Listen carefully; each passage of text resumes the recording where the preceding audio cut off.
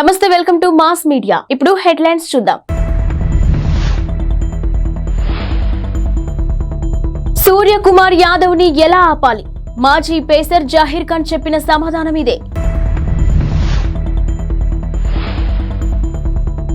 Biryani ఆర్డర్లలో నగరవాసులే top, Swiggy నివేదికలో వెల్లడి. అందుకే చంద్రబాబు 2 చోట్ల పోటీ చేయాలనుకుంటున్నారు. బొత్స సత్యనారాయణ. భారత్ వర్సెస్ దక్షిణాఫ్రికా మధ్య 3వ టీ20 మ్యాచ్ లో కెప్టెన్ సూర్యకుమార్ యాదవ్ సెంచరీతో చెలరేగాడు. ఇక మైదానం నలువైపులా 6లు 4లతో విరుచుకుపడ్డాడు. సూర్యను కట్టడి చేయడానికి సౌత్ ఆఫ్రికా బౌలర్లు నానా తంటాలు పడ్డారు. ఇక ఎట్టకెలకు సెంచరీ పూర్తయ్యాక అవుట్ చేయగలిగారు. మ్యాచ్ లో దక్షిణాఫ్రికా బౌలర్లకు ఎదురైన పరిస్థితిపై టీమిండియా మాజీ ఫాస్ట్ బౌలర్ జహీర్ ఖాన్ ఆసక్తికరంగా స్పందించారు. అయితే సూర్య రెచ్చిపోయి ఆడుతున్నప్పుడు అవుట్ చేయడం ఒక్కటే అతడిని ఆపగలిగే మార్గమని, అదొక్కటే అవకాశమని బౌలర్లకు జహీర్ సూచించాడు. బౌలర్లు అత్యుత్తమ బంతులు సంధించి సూర్యని అవుట్ చేయాలని అన్నాడు. ఇక దక్షిణాఫ్రికాపై మ్యాచ్ లో చివరికి అదే జరిగిందని అన్నాడు. సూర్య బ్యాటింగ్ పై స్పందిస్తూ తనకంటూ ప్రత్యేక గుర్తింపును తెచ్చుకుంటున్నాడని, ఈ విషయంలో ఎలాంటి సందేహం లేదని జహీర్ ఖాన్ అన్నాడు. ఇక మిస్టర్ 360 మైదానం నలువైపులా షాట్లు కొట్టగల సమర్థుడని, బౌలర్లకు ఇది చాలా కష్టతరమని అన్నాడు. ఫీల్డింగ్ పరిమితులు ఉంటాయి కాబట్టి బౌలర్లకు ఎప్పుడూ కష్టమేనని అన్నాడు. ఇక సూర్య లాంటి బ్యాటర్ క్రీజ్లో ఉన్నప్పుడు బంతిని long on mid wicket cover మీదుగా 6లు కొట్టగలరని, ఇది బౌలర్లకు కఠినమైనదని పేర్కొన్నాడు. ఇక సూర్య షాట్లు కొట్టేందుకు ప్లేస్లు ఎంచుకుంటున్నాడని, ఒకసారి ఊపు అందుకుంటే బౌలర్లు తమ ప్రణాళికలను అమలు చేయడం అంత సులభం కాదని అన్నాడు. ఈ మేరకు జహీర్ ఖాన్ క్రిక్ బజ్ తో మాట్లాడాడు. మహానగరాల్లో ప్రజలకు ఆన్లైన్ ఆహారం ఆర్డర్ ఇవ్వడం అలవాటుగా మారిపోయింది. ఇక స్విగ్గీ, జొమాటోలకు డిమాండ్ నానాటికి పెరుగుతుంది. మరోవైపు సంవత్సరాంతం వచ్చేసిన నేపథ్యంలో ఇక స్విగ్గీ ఈ ఏడాది అత్యధికంగా ఆర్డర్స్ వచ్చిన వంటకాల గురించి ఓ నివేదికను విడుదల చేసింది. హౌ ఇండియా స్విగ్గీ 2023 పేరిట విడుదలైన ఈ నివేదికలో పలు ఆసక్తికర విషయాలను వెల్లడయ్యాయి. ఇక బిర్యానీపై హైదరాబాద్ నగరవాసుల అభిమానం మరోసారి తేటతెల్లమైంది. దేశంలోని నగరాల్లోకెల్లా హైదరాబాద్లో అత్యధికంగా బిర్యానీ ఆర్డర్లు వచ్చినట్టు స్విగ్గీ తన నివేదికలో పేర్కొంది.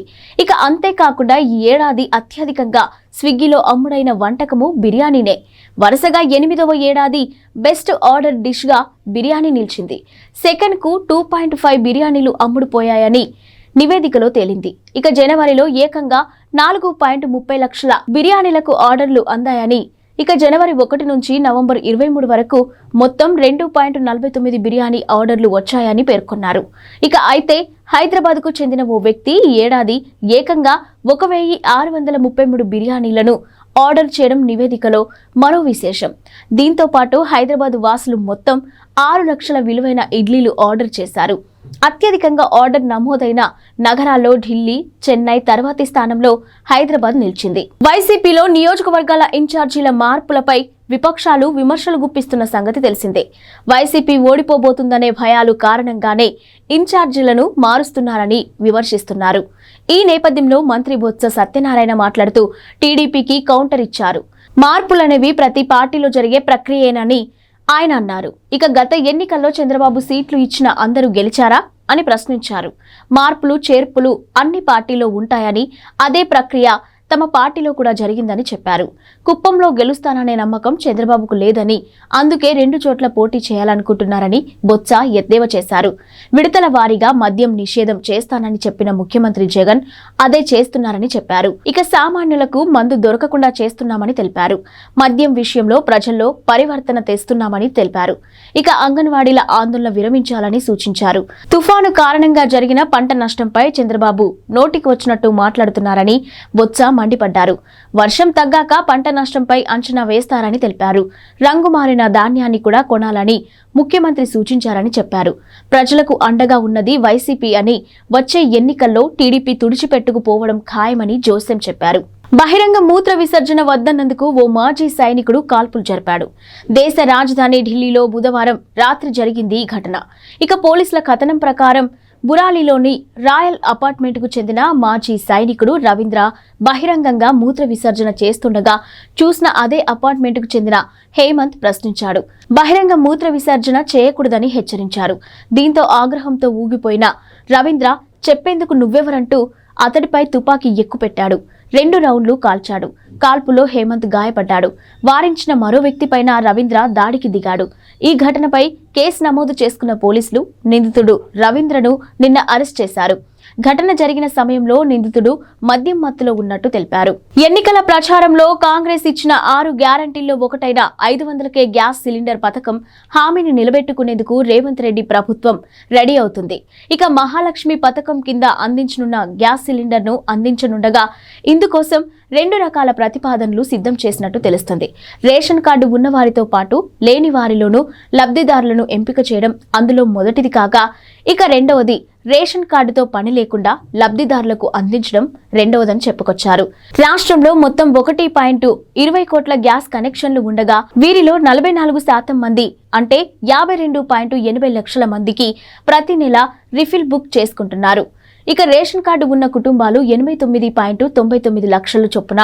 ఈ లెక్కన తొలి ప్రాతిపాదికన ప్రకారం ఈ పథకాన్ని త్వరగానే అమలు చేయవచ్చు.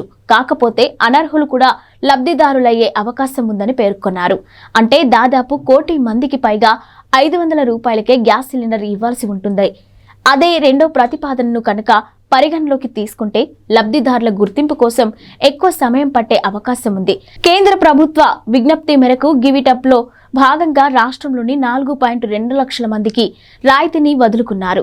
ఇక దీంతో మిగిలిన వినియోగదారుల్లో ఎంతమందిని ఈ పథకానికి ఎంపిక చేస్తారనేది ఆసక్తికరంగా మారింది. ఇక ఈ పథకానికి ఎంపికయ్యే లబ్ధిదారులకు ఏడాదికి 6 సిలిండర్ల చొప్పున ఇస్తే ప్రభుత్వంపై దాదాపుగా 2,225 కోట్ల అదనపు భారం పడుతుంది.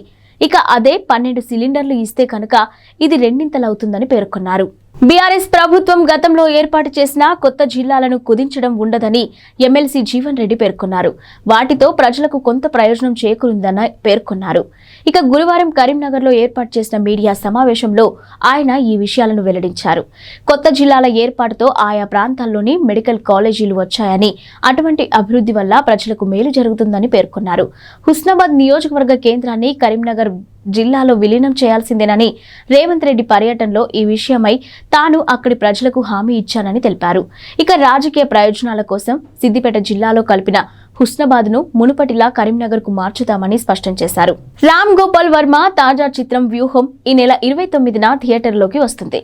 ఈ సినిమా ప్రమోషన్లో ప్రస్తుతం వర్మ బిజీగా ఉన్నారు. ఎక్స్ వేదికగా తనదైన శైలిలో కామెంట్లు చేస్తూ ప్రేక్షకులను ఆకర్షించే ప్రయత్నం చేస్తున్నారు.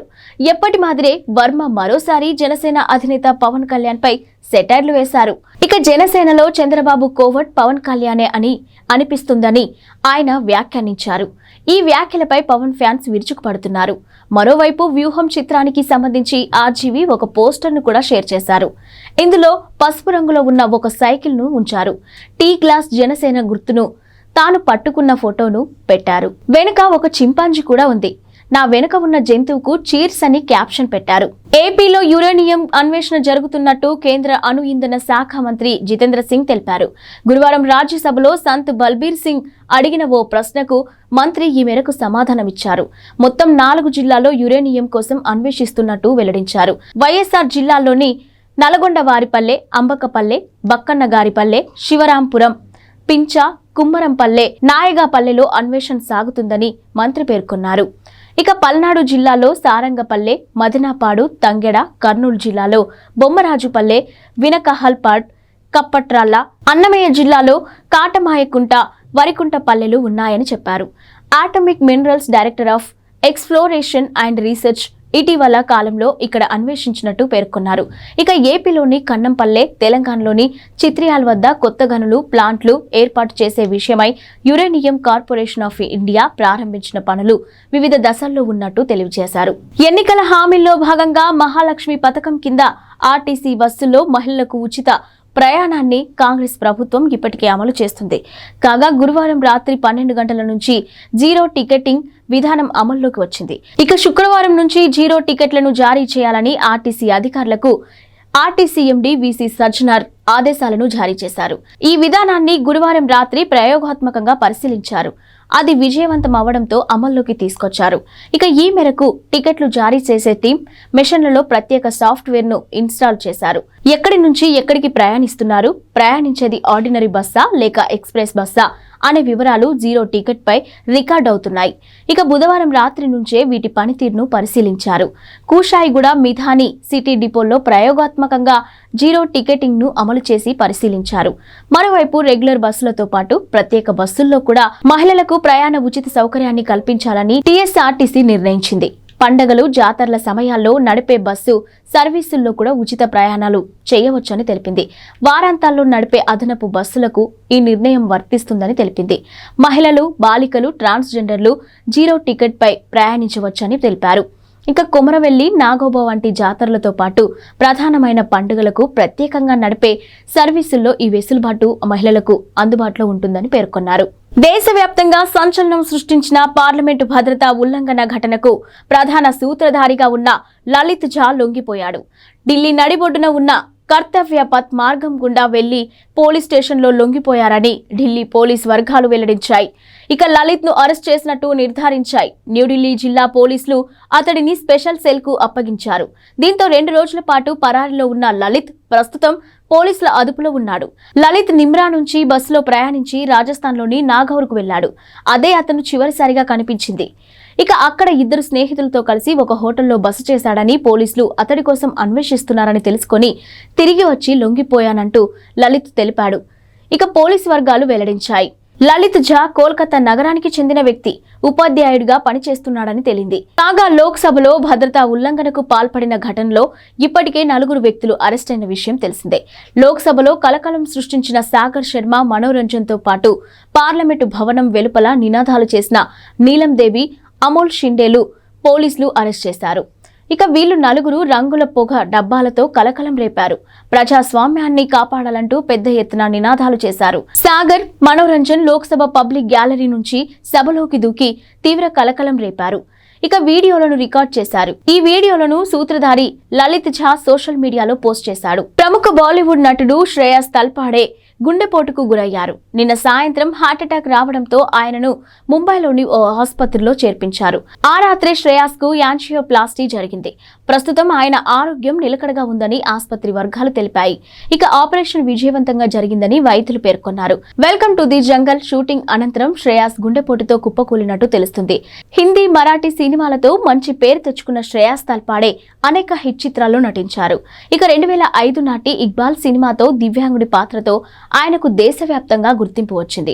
మరాఠీ టీవీ షోలతో పాటు మొదట్లో గుర్తింపు ఆయన ఆ తర్వాత ఇక్బాల్ తో దేశం దృష్టిని ఆకర్షించారు. ఓం శాంతి ఓం, గోల్మాల్ రిటర్న్స్, హౌస్ఫుల్ 2 వంటి హిట్ చిత్రాల్లో ముఖ్య పాత్రలు పోషించారు. క్రిటిక్స్ ను మెప్పించిన డోర్ సినిమాలో తన నటనతో శ్రేయాస్ మంచి మార్కులు పొందారు.